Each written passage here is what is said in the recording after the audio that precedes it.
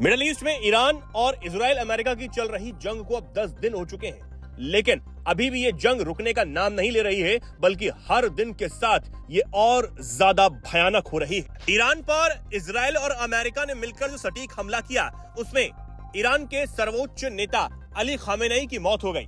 लेकिन अब ईरान पर बड़े संकट के बीच एक बड़ा बदलाव किया गया है।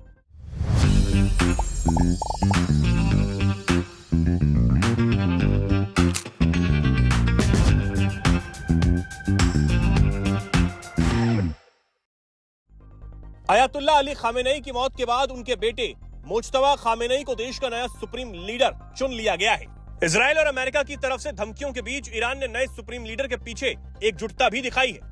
मुज्तबा को समर्थन करने वालों में राष्ट्रपति, पुलिस, पार्लियामेंट के स्पीकर, IRGC और तमाम बड़े पदों पर बैठे लोग भी शामिल हैं। लेकिन इस सबके बीच रूस से नए सुप्रीम लीडर के लिए एक खास संदेश आया है।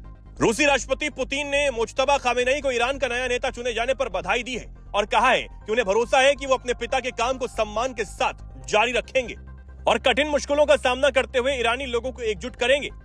रूस तेहरान के साथ खड़ा रहेगा और यह भी कहा कि वो तेहरान के लिए पक्के सपोर्ट और हमारे ईरानी दोस्तों के साथ एकजुटता की पुष्टि करना चाहते हैं।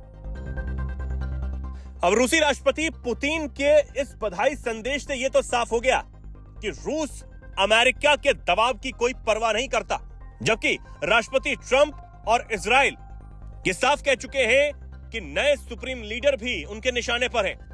अमेरिकी राष्ट्रपति ट्रंप ने यह भी कहा था कि ईरान के नए नेता का चुनाव वो करेंगे। ट्रंप ने यह कहा था कि ईरान का अगला लीडर वॉशिंगटन की मंजूरी के बिना ज्यादा दिन नहीं टिकेगा, उन्हें हमसे मंजूरी लेनी होगी। अगर वो हमसे मंजूरी नहीं मिलती है तो वो ज्यादा दिन नहीं टिकेगा। हम ये पक्का करना चाहते हैं कि हमें हर 10 साल में पीछे ना जाना पड़े। जब आपके पास मेरे जैसा प्रेसिडेंट ना हो तो ऐसा नहीं करेगा। वहीं दूसरी तरफ चीन ने भी ईरान में मुज्तबा खामेनेई को नया सर्वोच्च नेता बनाए जाने पर प्रतिक्रिया देते हुए कहा कि यह पूरी तरह ईरान का आंतरिक मामला है। ईरान ने अपने संविधान के अनुसार यह फैसला लिया है। चीन के विदेश मंत्री वांग ये भी कह चुके हैं कि ईरान की संप्रभुता का सम्मान किया जाना चाहिए और किसी भी बाहरी देश को वहां की राजनीतिक व्यवस्था बदलने की कोशिश नहीं करनी चाहिए। तो ईरान ने अपने नए नेता को चुन लिया है। वहीं दूसरी तरफ राष्ट्रपति पुतिन और चीन से उनको समर्थन मिला है, बधाई भी दी गई है। लेकिन दूसरी तरफ इजराइल और अमेरिका अब नए सुप्रीम लीडर के पीछे पड़े हुए हैं।